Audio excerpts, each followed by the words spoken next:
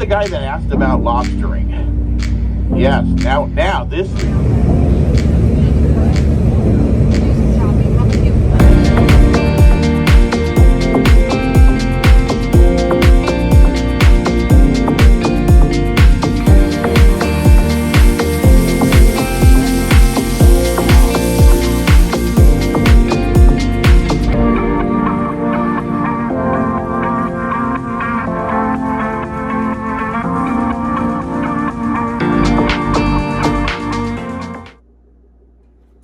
Hello everyone. Hi, good evening. It's Saturday evening for a change. Usually I do this video Saturday morning. Anyway, welcome to this channel. I'm Worthy and I'm Benjamin. If you're new to this channel, well, I do this a few months ago, basically as part of my own soul searching, what to do. I'm in this stage of my life. I call it a late life crisis where I'm getting older and, retirement is reachable. It's somewhere there. It's close. And should I retire? Should I just keep going? I oscillate, back and forth, yes and no, yes and no. But today, I'd like to share with you my experience the other day. And, the title of the video is The Straw. Actually, it has a longer title. It is That Straw That Broke the Camel's Back. So basically, I am a practicing family physician, and I've been doing this for about 35 years. Over the years, things have changed a lot. This is my 5th job so far. I practice in 1, 2, 3. This will be my 3rd state already. So family medicine, and I used to deliver babies when I started, and then I used to go to the hospital also, but now my practice shrink just to the office. In the last year, probably, with the change in job and, the change in my physical well-being, and also with all the emotional stress dealing with the present practice of medicine, I've been, again, oscillating, say, when should I retire? Making plans here and there. But what happened this past week is that I saw a patient who needs his pain medication. And again, pain medication, to be honest with you all, is that it's a very tricky part of my practice. I really don't want to deal with it because of all my bad experiences in the past. Anyway, for this patient, I did talk to him about, be careful, this and that. There's some addiction and all those things. It's not like I just, hey, okay, go ahead, bye. No, not really like that. I spent a lot of time actually with him. And an hour after he left, a pharmacy called me. I mean, my office manager called me and said, hey, the pharmacist is calling and say, that Mr. So-and-so, right? Yeah, you gave me the pain medicine. I said, yes, I know him. She said, the pharmacist is asking, what is your plan of action?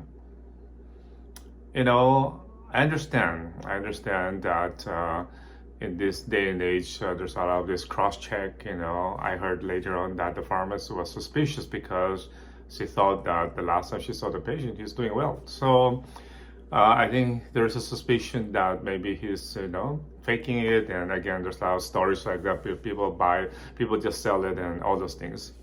But I'm the one who saw the patient, and it is my responsibility, right? Over the years, I also feel that it's my license. The pharmacist, yes, you're the pharmacist. You prescribe the medication. Did you dispense the medication, basically?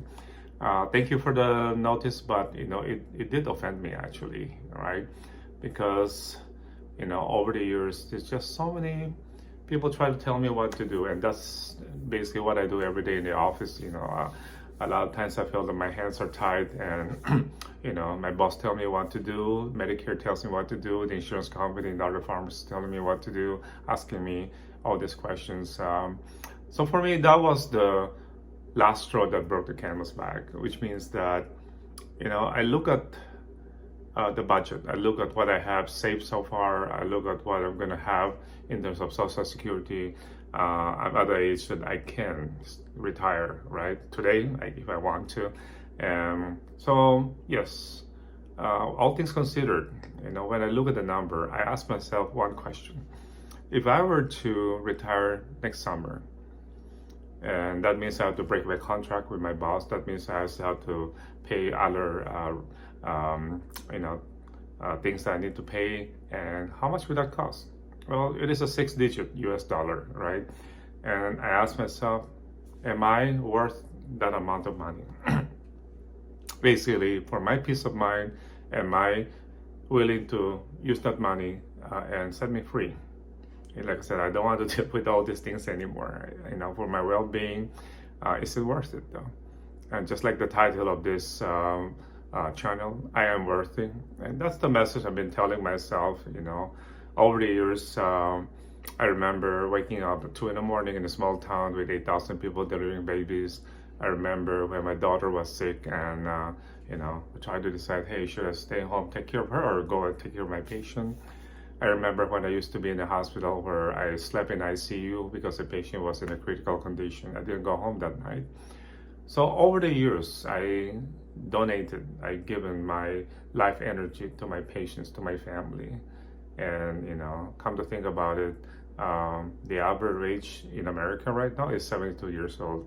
And I only have a few more years left to that age, right?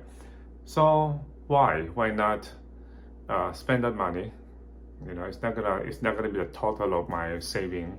I will still have some money left after using that money, and set me free. All right, I'm done dealing with everybody who wants to tell me what to do. Do I enjoy the practice of medicine? Sometimes, but I would say those days are far in between. I'm sorry to say, it's probably less than 50% of my practice, or my days practicing medicine right now. Anyway, so I think that's another way to look at things. If you're probably close to my age, still think about yes and no, what to do.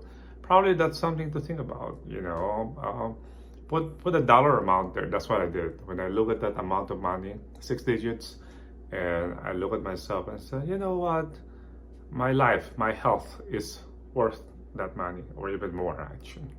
Right? So what am I waiting for? Anyway, so that's what I'm trying to share with you today, and it's part for me to think over this and, you know, speak out loud, and so to speak.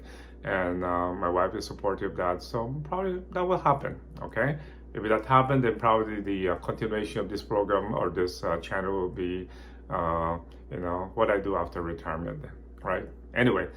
That's in the future. We'll see what happens. Until we meet again, be safe, take care, and namaste.